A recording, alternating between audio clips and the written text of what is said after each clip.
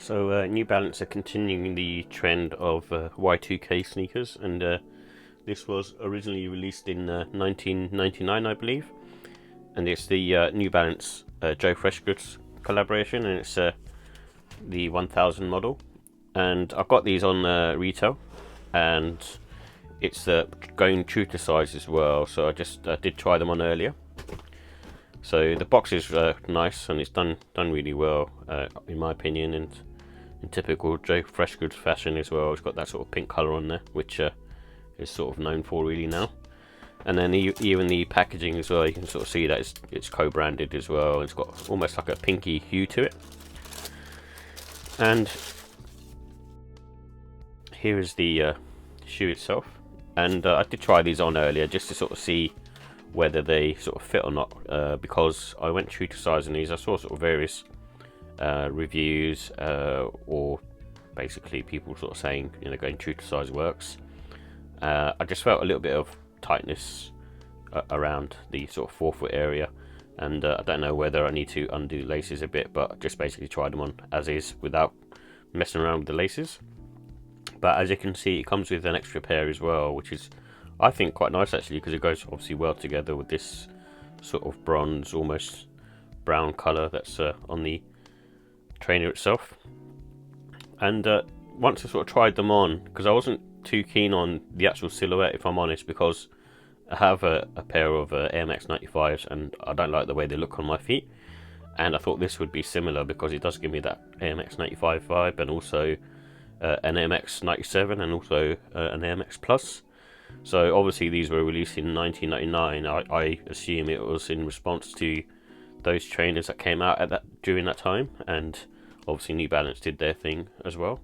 And obviously manufacturers copy each other anyway, so again, it's one of those ones where I think it's probably New Balance have looked at what Nike have done and tried to sort of jump in on that. And as you can see, the way the laces are constructed as well, they have a very sort of Air Max 95 look to them, and they've got this loop lacing system going on.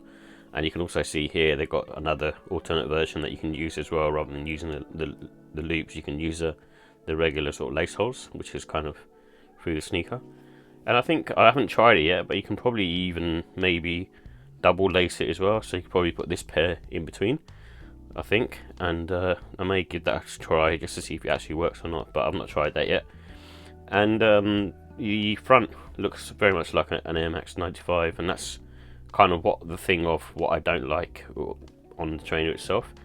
I tried it on and it doesn't look so bad on my foot at the moment, and let's see when I sort of undo the laces a bit, and whether that kind of makes it look more squattier. So when you kind of do that, it tends to sort of look a bit weird on foot, but let's see. And I also like the Joe Freshgoods. They've sort of mentioned that this is using the like a Web 1.0 font, so it's right in line with like the late 90s, early 2000s. And then I even like the New Balance logo. You can sort of see here it's done in this translucent effect which is going on, which I think is very cool. And I also do like the wavy lines going across the sneaker, and as you can see, it's got that sort of iridescent shine to it, and you can probably pick that up on the camera. And then it's got the co-branding on the back as well, so it's got Joe Freshgoods, and then it's got the 1000 written on the side as well. And I also like the fact that they got an extra bit of a sort of the heel collar going on here, which is always nice because it just gives you that extra bit of padding and also comfort in the foot. But also, what I would say, it does sort of push your foot slightly a bit forward, because as you can sort of see here, it's a kind of double stitched inside. And the insole I noticed as well is a different colour. So it's got this, as you can see, multicolour effect going on, almost acidic in nature. And yeah, it's a very cool shoe. It looks like a trail shoe. Like I say, it looks very much like an Air Max Plus in my opinion, or an Air Max 95. And it does, like I say, it does look cool when you put them on feet, and I will say that. Oh, and also I like the gum outsole as well. It's another cool touch that they did on this one, and it kind of offsets against everything else in the trainer being sort of predominantly black.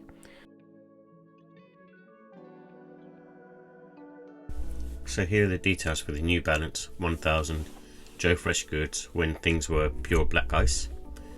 It comes in a pirate black and nutmeg colourway, and this has a polyurethane midsole, and it has a Abzorb SBS cushioning, which is a New Balance technology, and basically is in the heel and also in the forefoot for impact protection. So similar to like almost like a gel substance, and it's made up of leather and mesh uppers, and the price was £160. So with the comfort and sizing, this is kind of similar to a Air Max Plus in my opinion, and it's on the sort of medium to firm side, and it does sort of have okay sort of neutral support around the arch, and it's again similar to an Air Max Plus, and there's no sort of wearing time with these, and they're sort of good to go out of the box in my opinion, and I think the more you wear them, obviously they'll loosen up anyway. And true to size does work on this. However, I think if I had went up a half size, it would have been better, because you just get a bit more of a looser fit around the top of the forefoot area. I think I just needed a bit more space in that side because, like I say, I have a wide foot. So lengthwise, it's fine. It's just more on the sides, right? Just needed a bit more space. And the midsole is chunky like a trail shoe in my opinion. Again, very much similar to like an Air Max Plus or an Air Max 95. And they also have really good traction as well, so I do like the almost sort of pod like traction that it has on there, and it's very similar to a New Balance 9060 in my opinion, and it does feel quite sort of chunky and, like I say, quite sort of firm on foot, and it's really cool. So with the look and style, I like the dark colours on this. It's one of those ones where I'm kind of sort of growing more towards trainers with sort of darker colours, and I don't mind it so much. And then this in particular is one of those ones where it actually looks cool because of the sort of iridescent, almost sort of two-tone effect going on with the brown sort of bronze colour. And it's a good one for, I think, sort of spring autumn time. You can sort of wear them in the winter, but just bear in mind that it is sort of mesh material, so it has sort of breathability, and there isn't much sort of waterproof, but most of the sneakers are sort of covered in sort of leather panels anyway, so it should be okay even if you wanted to wear them in the winter time. And because of the looks of this, it does look like almost like a trail shoe, so I think a casual wear is probably best for these. No, that's no means that you can't wear them with jeans and things like that, but I'd be a bit dubious wearing them with a shirt. And it comes with like 2 packs of laces, so I think you're sort of good to go on that. So they're kind of both sort of trail shoe type laces, where they're sort of the rope style laces, and you can go with the black or the brown that come with it. So with the final thoughts, I like the trail shoe vibes. I think it looks really cool and a bit different and a bit similar to other silhouettes like I mentioned earlier, like the Air Max 95, the 97, and also the Air Max Plus, and it looks very similar to all of those shoes in one sort of style from New Balance. And it also has really great packaging as well, so I do like the silver box and the Joe Freshgoods touches on there. It's really cool, and it feels like you're getting something a bit more premium. And like I said earlier, the iridescent colour scheming, so it's like the sort of not glowy effect, but a sort of two-tone effect going on, which is really cool, and it does look nice on a sneaker, especially the more you see it in person. With the cons, the comfort, so it's not as great as other silhouettes from New Balance. However, it's not bad either. I think it's still very good and comparable to an Air Max Plus, and maybe even slightly better than that in terms of comfort.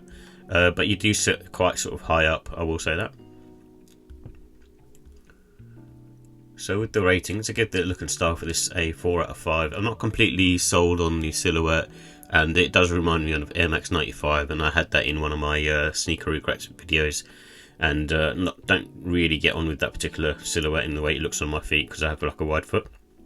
However, this one on foot, it doesn't look as bad as an Air Max 95 for me personally, and for that reason I think it's a really nice looking sneaker, but I don't think it sort of grabbed me and has that sort of wow factor, but it's still very nice. And the comfort, I think it's, like I say, similar to an Air Max Plus, and I think it's more of a 4 out of 5 if I'm giving sort of the 1906R and the Gel NYC and even the New Balance 990 V6 a 5 out of 5. This is more a 4, and it's still really nice. It's really comfortable, but it just sort of misses that mark in terms of sort of comfortability, and the fact that, like I say earlier, you sort of sit slightly higher up because of the chunky sole, and you do sort of feel that. It's not like you have any sort of stability issues, but it does feel a bit more sort of rocky. And the quality, I give that 5. I think for this particular one, being a collab, it's a really nice, well-made trainer in my opinion, and obviously I think it's £10, was about £10 extra on top of what you'd normally pay, and for that reason I think you get a good amount of product for the money that you pay. And the pricing, I think it's for these types of trainers, and it's not just New Balance, and also with Nike as well, but this is priced lower than an Air Max 95, which is really good to see. And so for that reason I think it's a really good price, but I still think it could be slightly lower. But I do applaud New Balance for giving it at a semi-reasonable price at £150, or this particular one at £160. So for that reason I've given it a 4 out of 5. And overall I've given it a 4 out of 5. I think it's one of those ones where initially I'm kind of looking at it thinking, you know, it's not grabbing me totally, and maybe if I sort of wear them and use them a bit more, I might sort of change my mind on that. But that will be one of those things that later on down the line I might sort of do either sort of a review or cover it in another sort of video. But at the moment I'm liking them, but not like loving them.